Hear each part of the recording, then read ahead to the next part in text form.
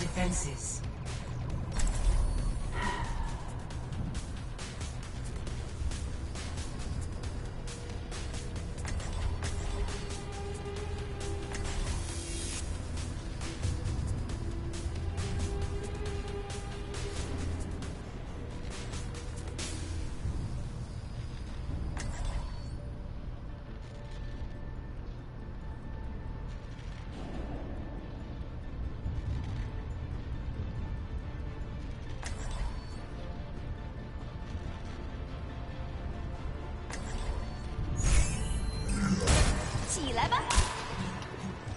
Oh, it's gotta be one of those. Hello there. Cool. Thanks. Understood. Let's see Very well. this. Aren't you born wearing all that? Yes, but it's too late to change. Understood.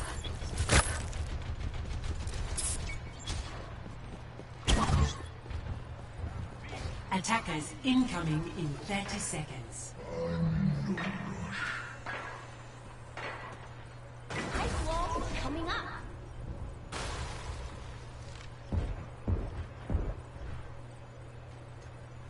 Ni hao.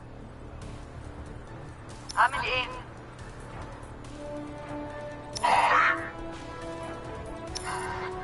5, 4, 3, 2, 1.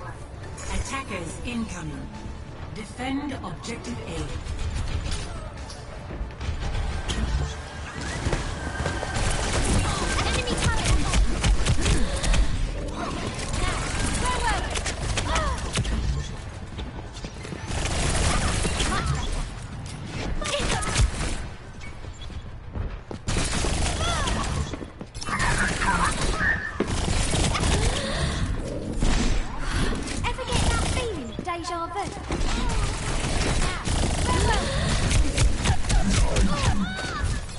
Hi.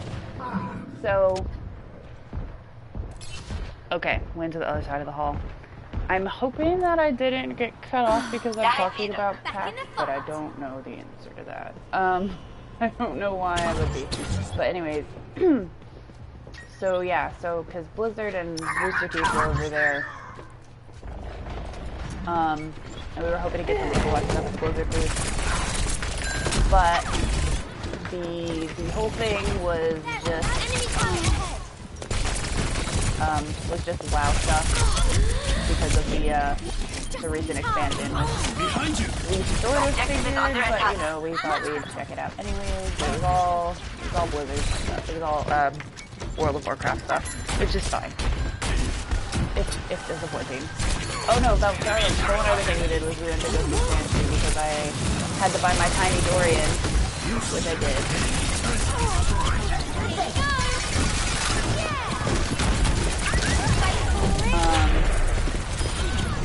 And then after we saw that Blizzard was just World of Warcraft stuff, we went to go check out the whole Rooster Teeth situation, which was, I feel, okay, I know I retweeted the pictures they posted of what their booth looks like, but I would feel the need to like say at this point that last year it was a very small, like normal size booth like you would expect, and there was just like one little table where you could meet and talk to people who were there.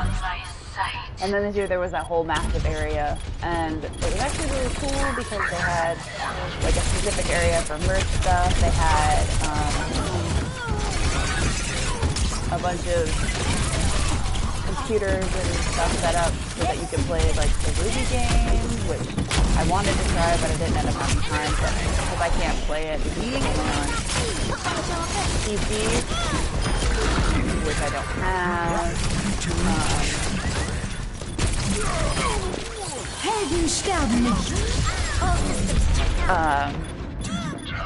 And then there was the area for signings, which had its own little like line. Last year the line to go and like talk to them was impossible because there wasn't anywhere, but this had like our whole roped off area where you could get in the line, and it was actually a line, a real queue.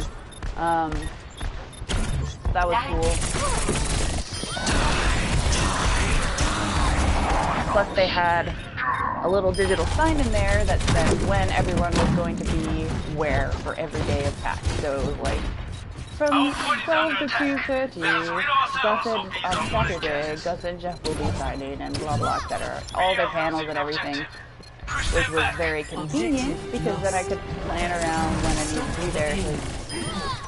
Because I met all the Funhouse people Friday at that little thing that Morgan and I went to that was outside of PAX.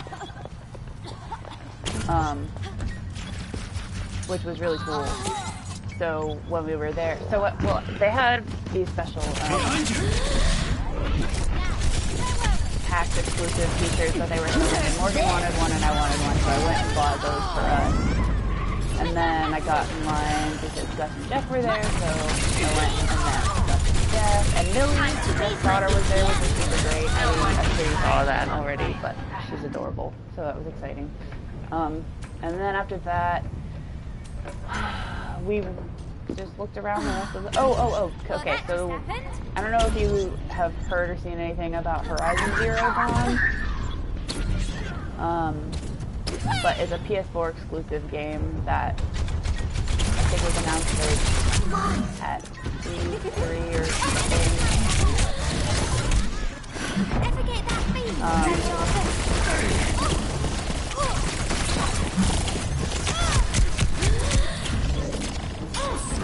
Please hold while I try not to roll.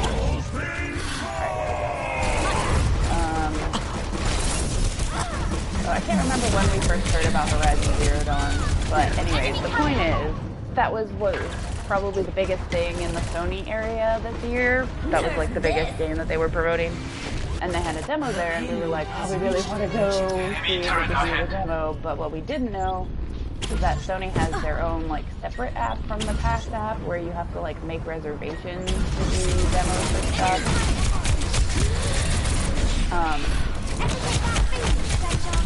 So we were like,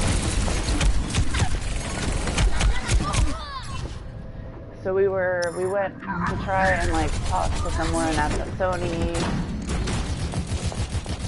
booth to see like, you know, if it was possible for us to be able to play the demo without doing the app, or if we needed to make reservations. And this lady was talking to us like, yeah, all the reservations are like sold for today, so you'll probably have to do it tomorrow. And we're like, well, we're not going to be here tomorrow, well, we're going to be here today. She's like, she made it sound like it was going to be next to impossible to get to play this demo because we didn't have the app to make reservations and stuff. But then this other guy who was there showed up, and he was like, you come with me, and he was supposed to go to this magical place called the Hope Wall. And the Hope Wall is basically, they let everyone who has reservations into the room first, and then if there's room, the people on the Hope Wall get to go into the room. But he was just like, yeah, just come over here and you'll probably get it. He was being like pretty confident in that, and he was right, because they let people in pretty much. If we had gotten there later, any later than we said, it wouldn't have worked out. But we got there and we went and they let in the people with the reservations, and then 3 people in front of us, and then us all got in perfectly with no problem. And we even got front row seats. People hadn't filled up all the seats in the front. And then they told us, oh yes, the people in the front row get to do the demo first after the little gameplay demonstration, because they have someone do a gameplay demonstration of more intense things than what you do in the demo that you play afterwards, which was cool. So we watched that, and then we went and did the demo. And it's really, really, really cool. Like, that game is so cool, and it seems really awesome. It's a little bit difficult, which is sort of expected, but it's not as difficult as it looks when you're just watching it as when you're playing it. But I'm really, really, really excited about that. And we also got these little inflatable bows, like the owl the girl has using. And actually I need to find mine, because in there's also a code for a PS4 theme that you can get, which I want because I'm tired of making myself sad with my Final Fantasy X theme. So I'm gonna change it when I remember to go grab the thing. What else did we do? That was also what those robot things were. I don't know if you saw the pictures of me and Naomi with a little robot. The real life ones, those are from Horizon Zero Dawn too, because they had those out there every couple of hours during the day, just hanging out, and they make little noises and stuff, and it's really cool. I feel bad for the people having to wear those though, because I bet they're super hot. Prepare to attack. But let's see.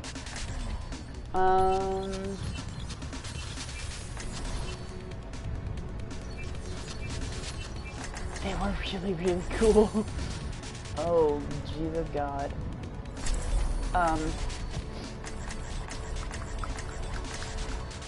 Oh, we bought these, we went to the Think Geek booth because they had these exclusive N7 pins, and we wanted those, so we went and got the N7 pins. Naomi and I each got one.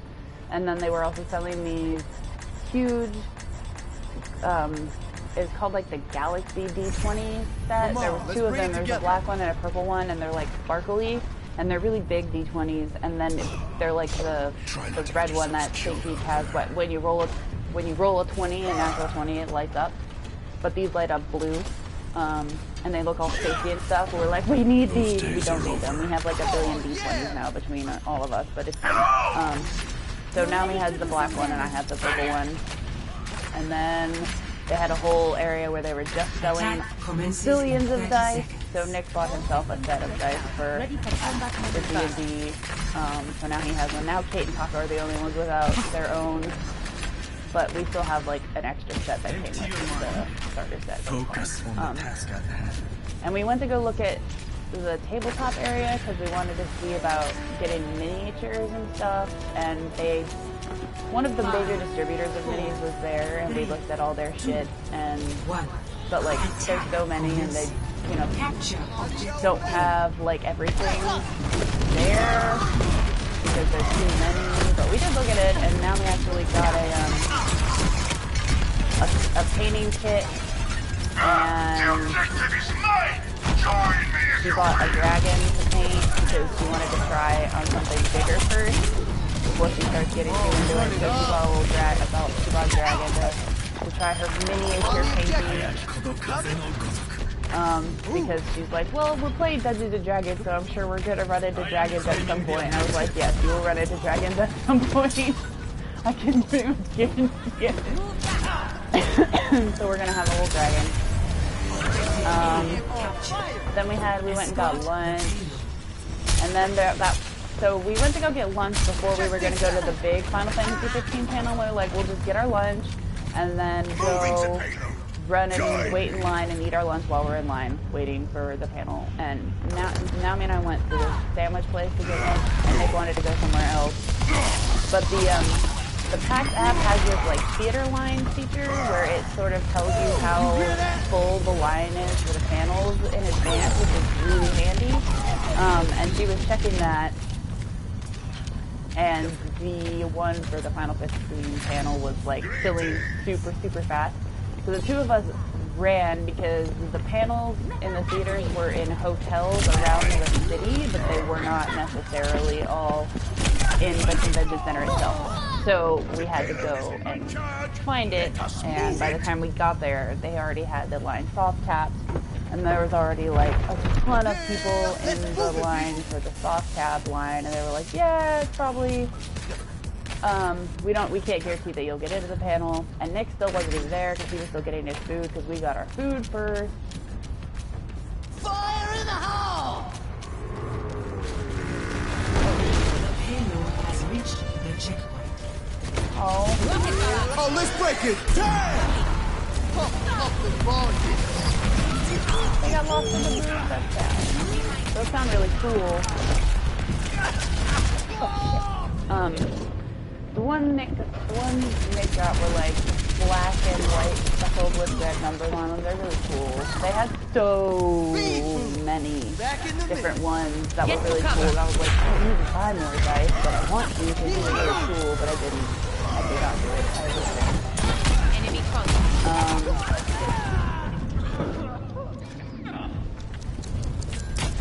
Yeah, well, the moral of the story is we didn't get into the Final Fantasy 15 panel, which we tweeted about,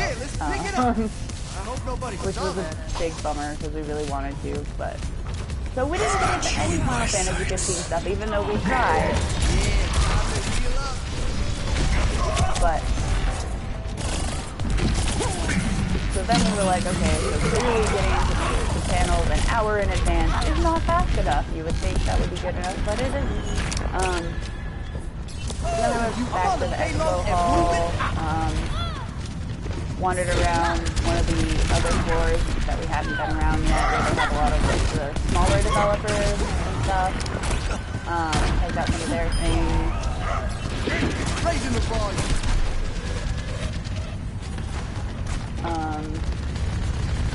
I went back to Rooster Teeth because I wanted to go see Blaine and Miles because they were there later. Well, we went and saw the robots first, but then I went back.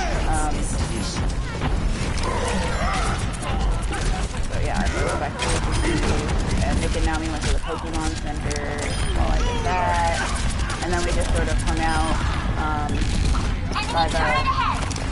by the Overwatch cosplayers for a while because we just wanted to sit.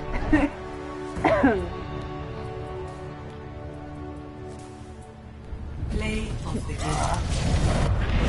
It's okay.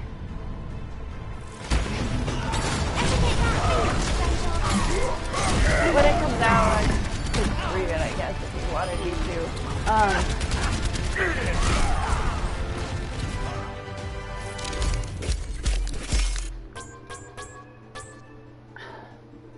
I need to pre-order it when I have money again, but I don't have money right now. But then let's see. Oh, Nick and Naomi wanted to. Well, Nick and Naomi wanted to go to the World of Final Fantasy panel because they found out that it was happening, and the only other thing. But the expo hall closed at 6, and that panel was at 6, and I was like, I've done everything I want to do, so I'll just hang out with you guys in this line.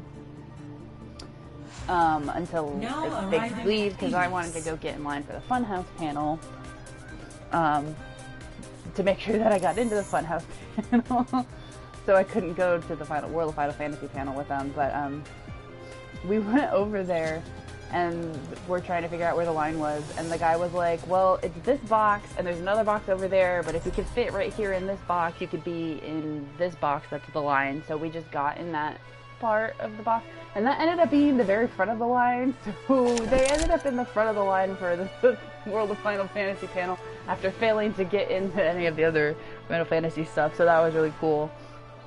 And we saw the voice actors go into the room and stuff, which was the guy that voices Shiro and Voltron, Josh Keaton, he was there, so we got to see him. And then I left to go a few blocks away to the other hotel where the Funhouse panel was, and I was so early for that the line for the panel before that one was still forming. But anyways, I tweeted about the Funhouse panel, but I got in, Morgan got in, and nonsense was had. But it was really fun. I still think 2 days would be best, because then we could like see more panels, you know, and like plan our things around seeing more panels, but we couldn't go to, we weren't able to get passes for 2 days this year. Maybe next year. We're learning more every year, so it's still a very good time. My feet were very sore by the end of the day, and then by the very end of the day my face was sore from laughing so much, but it was good. And then because I was so early to the Funhouse line, I could have been in the front of the line, but I wanted to lean against this wall because I thought I was going to sit for an hour and a half, but then I had to stand for an hour and a half, so it didn't end up mattering. But we were still in like the third row, which was technically the second row, because the first row was full of Rooster Teeth people. So it was still good. It was very good. It was a good day. Plus Friday, Morgan and I got to go see all of them at that thing they did separately from PAX anyway, so it was a very good time. I'm very happy. Oh, I want to go buy thingies.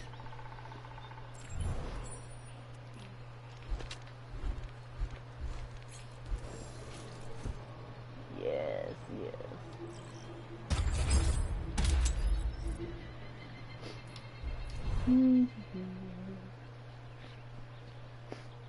I've been saving my coins so that I could buy emotes.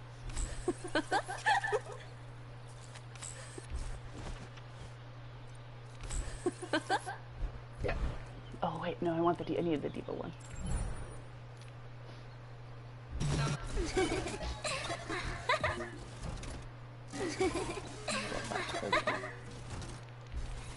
Oh, it's 1,000 for that one? Shit.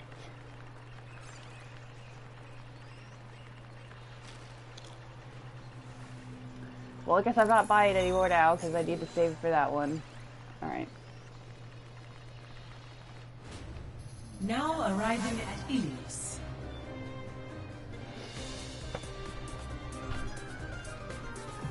Damn.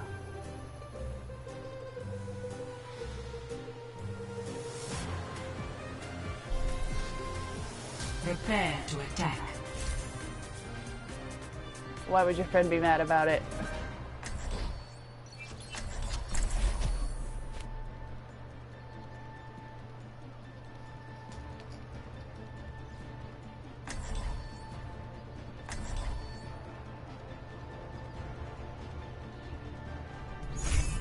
Come on, let's bring it together. Oh my god. Well.